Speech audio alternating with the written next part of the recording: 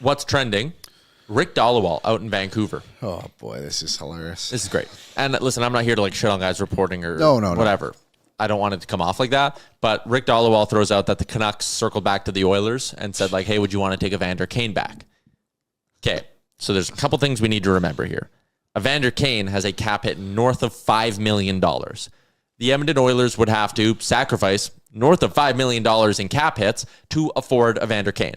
And that's just not happening. Like, you're not going to trade. I also think we're maybe just a little bit misremembering who Evander Kane was the last little bit with the Edmonton Oilers. But, like, You're not giving up Mangiapane and Henrique just to bring back Evander Kane, I don't think. No. And also, Henrique's not waving to go there. And Trent Frederick's not waving to go there. So, like, that's just not...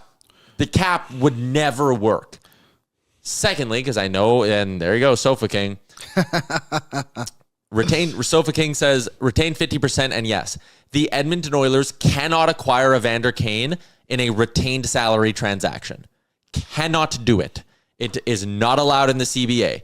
They can retain on Evander Kane and trade him to any team in the league that is not the Edmonton Oilers. You cannot acquire a player with retained salary if they were on your roster in the last, calendar year. Yes. There is only one way for Evander Kane to come to Edmonton if it's not at his full cap hit, and it would be if he and the Vancouver Canucks agreed to mutually terminate his contract. Then and only then could he come back to the Oilers for less than $5.2 million. And I looked, Puckpedia had answered that question. People are saying Mangiapane and Frederick for Kane.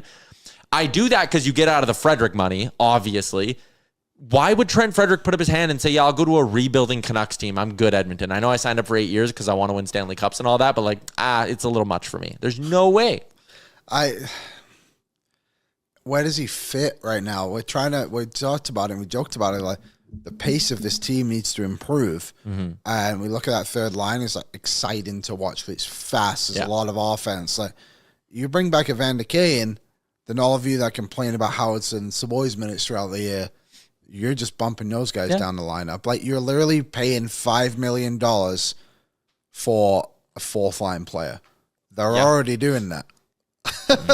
Not quite as much, but like, we talk here, and I would suspect this is something to do with like a Mangiapane trade. I would assume it's probably the other side of it. Yeah, and the only thing I don't know is, well, no, you can't do the double retention thing anymore, and we're too late for it to happen. So yeah, like there's no way. So they could trade into another team, get that retained, and Edmonton could acquire from that team. Yep.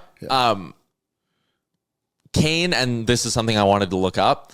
Because, again, Alex Tessier is an example that was thrown out there of like a guy who has terminated his contract. He had $2 million left. Yep. David Kemp. Last year it was Brandon Saad. Guys who have put up their hands and said, I will lose money to go to a new spot and Tessier is going to get paid this summer now because he's having an awesome year in Montreal. He just scored a hat trick last night. So Evander Kane has $4 million left on his his salary this year was $4 million. The bonuses and stuff made it, so his cap hit's obviously higher, but his salary this year is $4 million. We are just over halfway through, which means he's still owed, we'll call it $1.9 million for the sake of simplicity. By the time the deadline comes around, he's probably going to have about $1.5 million left on that deal. Do you really think Evander Kane is going to give up on $1.5 million just to come back and try win a cup with the Oilers, who, granted, could sign him at a prorated $1 million? So let's say he's losing $1.25 million. Do you really think Evander Kane's giving up on $1.25 million of cash to come back and try win a Stanley Cup with the Oilers? I'd be stunned. Not if you look back at his history off the ice. In terms of, like, didn't he get sued? Like, there's no way that guy's leaving money. And, like, he shouldn't leave money. That's what I'm saying. I would not advise him that, yeah. No, but, like, he doesn't fit the mold of what Edmonton want. Vancouver stupidly accepted the deal to take back all his money when literally everyone, even people in Vancouver, is like, what are you doing? What's up, Nation citizens? If you enjoyed today's episode of Oilers Nation Every Day, make sure you hit the subscribe button here on our YouTube to not miss any of our content. We got you covered from interviews, insight, analysis, everything you need to stay up to date on everything around the team. Hit that subscribe button so you don't miss a video.